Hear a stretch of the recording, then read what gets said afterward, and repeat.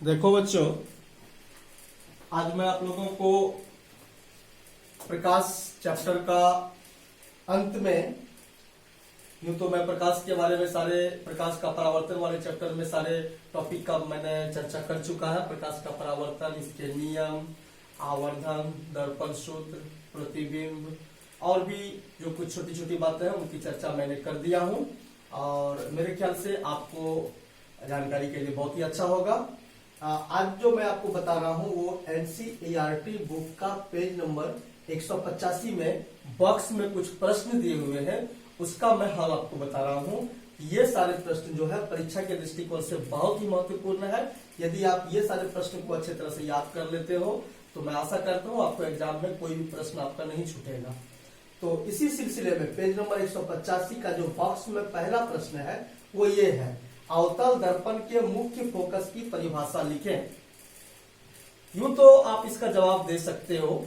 मैंने जहां फोकस पढ़ा रहा था वहां पर दोनों बातों की चर्चा की थी, आप याद कीजिए। मैंने फोकस का परिभाषा बताया था कि किसी प्रकाश स्रोत से आती हुई किरणें दर्पण से परावर्तन के पश्चात जिस बिंदु पर मिलती है अथवा जिस बिंदु से आती हुई प्रतीत होती है उस बिंदु को उस दर्पण का मुख्य फोकस कहते हैं। ये मैंने आपको बताया था। चूंकि यहाँ पर आपको पूछा जा रहा है अवतल दर्पण का मुख्य फोकस की परिभाषा लिखिए, तो आप यहाँ पर इसको कहिए कि किसी प्रकाश स्रोत से आती हुई किरणें अवतल दर्पण से परावर्तन के पश्चात जिस बिंदु पर मिलती है उस बिंदु को अवतल दर्पण का मुख्य फोकस कहते हैं। राइट, वीडियो पॉज करके इस पूरी बात को आप लिख लीजिए। किसी आंसर मैं आपको बता रहा हूं, किसी प्रकाश स्रोत से आती हुई किरणें अवतल दर्पण से परावर्तन के पश्चात जिस बिंदु पर मिलती है, बस इतना ही बात लिखेंगे, जिस बिंदु पर मिलती है उसे या उस बिंदु को अवतल दर्पण की मुख्य फोकस कहते हैं। आप इसे नोट कर लीजिएगा। नेक्स्ट क्वेश्चन है, गोली दर्पण की वक्रता त्रिज्या 20 सेंटीमीटर है, इसकी फोकस दूरी कितनी होगी? बहुत ही आसान है, मैं इसको हटाता हूं। एक गोली दर्पण है जिसकी वक्रता त्रिज्या है, क्वेश्चन नंबर 2 है, गोली दर्पण की वक्रता त्रिज्या है आपको 20 सेंटीमीटर। आपसे पूछा जा रहा है इसकी फोकस दूरी क्या होगा, F = 1। आप याद कीजिए, मैं आपको बताया था कि वक्रता त्रिज्या फोकस दूरी की दुगुनी होती है। इस सूत्र का इस्तेमाल कीजिए, आपको बताया था R = 2F। तो ये इस पर आप इसको पुट करिए, यहां पर 20 लिखिए, ये 2F लिखिए, फाइनली F = हो जाएगा 20/2 = 10 सेंटीमीटर। ये आपका आंसर होता है। ठीक है, क्वेश्चन नंबर 3 है आपका, इसको भी आप नोट कर लीजिए। क्वेश्चन नंबर 3 है, उस दर्पण का नाम बताइए जो बिंब का सीधा और आवर्धित प्रतिबिंब बना सके। यह क्वेश्चन बहुत ही महत्वपूर्ण है परीक्षा के दृष्टिकोण से। ठीक है, तो मैं आपको बता देता हूं कि उस दर्पण का नाम जो बिंब का सीधा और आवर्धित प्रतिबिंब बना सके वो दर्पण है अवतल दर्पण। ठीक है, कॉनकेव मिरर, कॉनकेव मिरर ये है। आप याद करो, अवतल दर्पण के सामने जब विभिन्न स्थानों पर प्रतिबिंब बनने वाले प्रतिबिंब की प्रकृति और स्थान की जब हम बात कर रहे थे, तो वहां पर सबसे लास्ट में हम एक केस बताए थे आपको, छठा केस, जब हम वस्तु को मुख्य फोकस और ध्रुव के बीच में रखते थे तो प्रतिबिंब बनता था दर्पण के पीछे और आभासी होता था।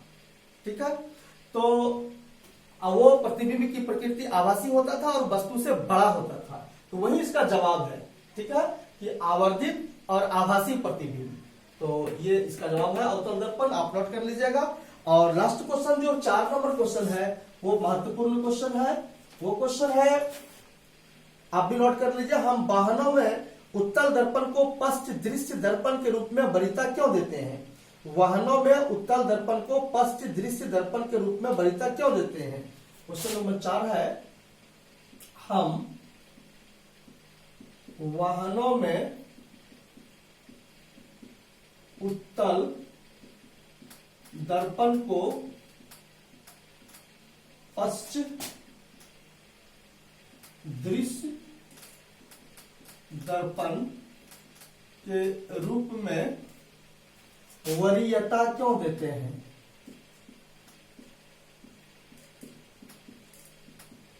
क्यों देते हैं?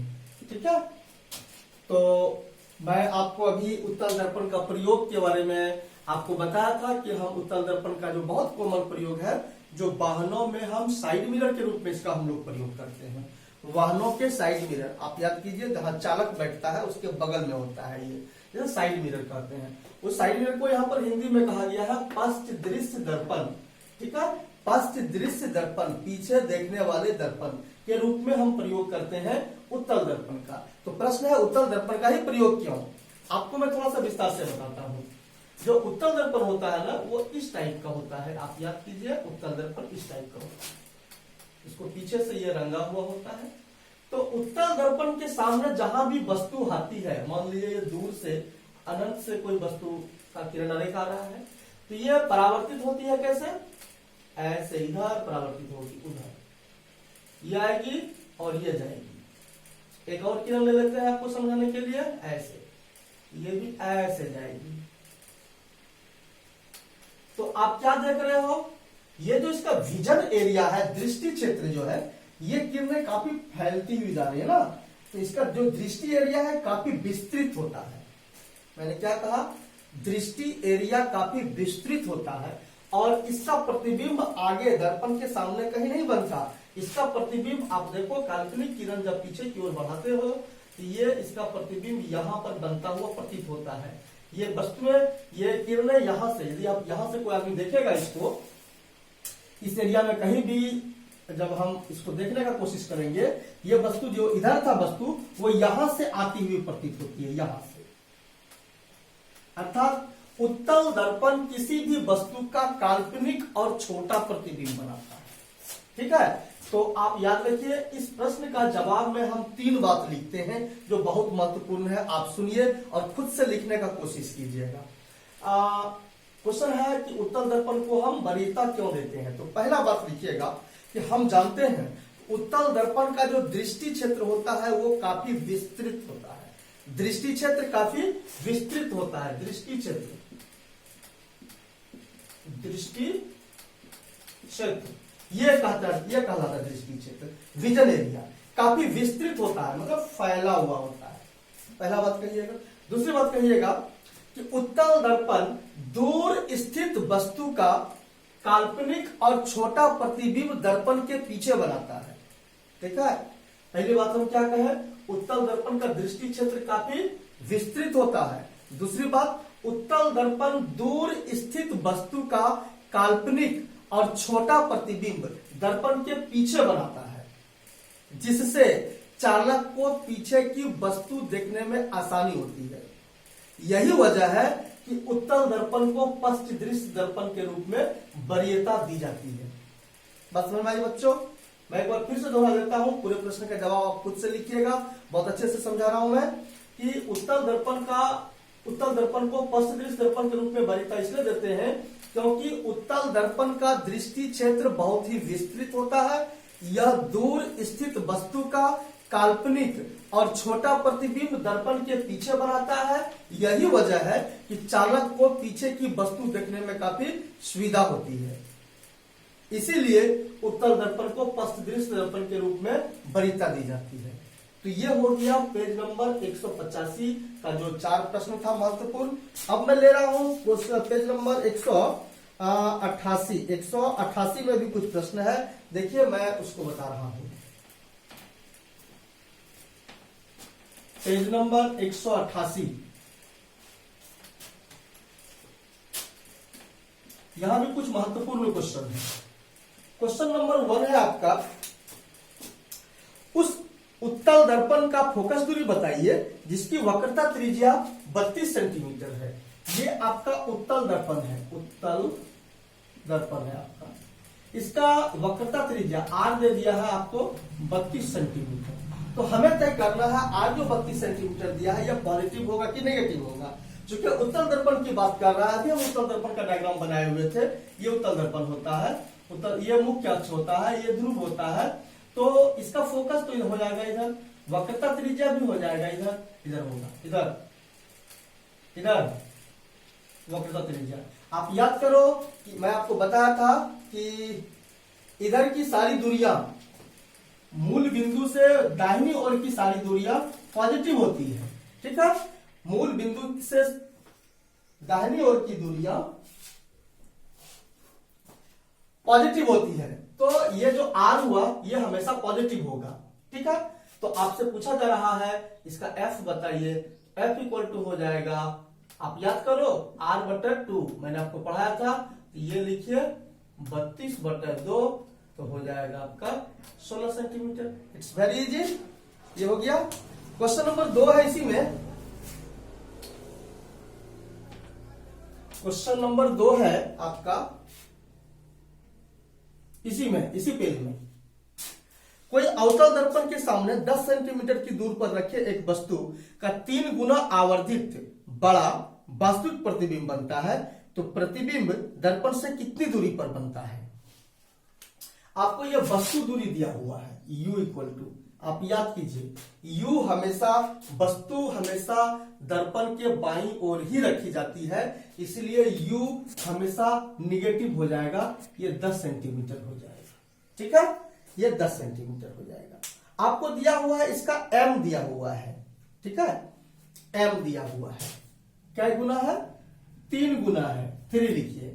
लेकिन इसमें एक बात और लिखा हुआ है, वास्तविक प्रतिबिंब बनाता है। बच्चों अवतल दर्पण में जब भी वास्तविक प्रतिबिंब बनता है वह उल्टा ही बनता है। आप याद कीजिए हमेशा वास्तविक प्रतिबिंब उल्टा ही बनता है। तो उल्टा बनने का मतलब हो गया ये नीचे की ओर बन रहा है, इसलिए ये दूरियां निगेटिव होती है। जब भी वास्तविक प्रतिबिंब की बात हो, ये अवतल दर्पण में वास्तविक प्रतिबिंब की बात हो, तो ये जो m होगा ये निगेटिव होगा, ध्यान दीजिएगा। और आपसे पूछा जा रहा है प्रतिबिंब दर्पण से कितनी दूरी पर है, v इक्वल टू वट, ये पूछा जा रहा है। तो इसके लिए मैंने आपको एक सूत्र बताया था, याद कीजिए इसके पहले वाले वीडियो में आवर्धन m इक्वल टू आपको बताया था -v/u बताया था, ठीक है। आपको m इक्वल टू h1/hb बताया था, ये भी बताया था। यहां पर इसी का इस्तेमाल करिए, यहां पर लिखिए m equal to -v/u, m के जगह पर -3 -v, u के जगह पर भी -10 लिखिएगा और सॉल्व करिएगा। v इक्वल टू हो जाएगा आपका -30, ये माइनस कटेगा, v इक्वल टू -30 सेंटीमीटर। ये माइनस शो कर रहा है कि प्रतिबिंब मूल बिंदु से बाईं ओर बन रही है। क्योंकि वास्तविक प्रतिबिंब वो कह रहा था, इसलिए ये निगेटिव आता है। इसका मतलब ये सही है कि v 30 सेंटीमीटर अर्थात प्रतिबिंब 30 सेंटीमीटर की दूरी पर बनता है। आप यहां पर लिख दो, इसीलिए प्रतिबिंब की दूरी बराबर 30 सेंटीमीटर। यह माइनस शो कर रहा है कि प्रतिबिंब बाईं ओर बन रहा है जो वास्तविक है। इस प्रकार से बालक यह जो एनसीईआरटी का परावर्तन चैप्टर का जो सारे टॉपिक थे मैंने सब अच्छी तरह से क्लियर कर दिया है। और मैं आपको अगले क्लास में आपको बताऊंगा प्रकाश का अपवर्तन और इससे जुड़ी हुई प्रमुख घटनाएं और सारी बातों को। आज इतना ही।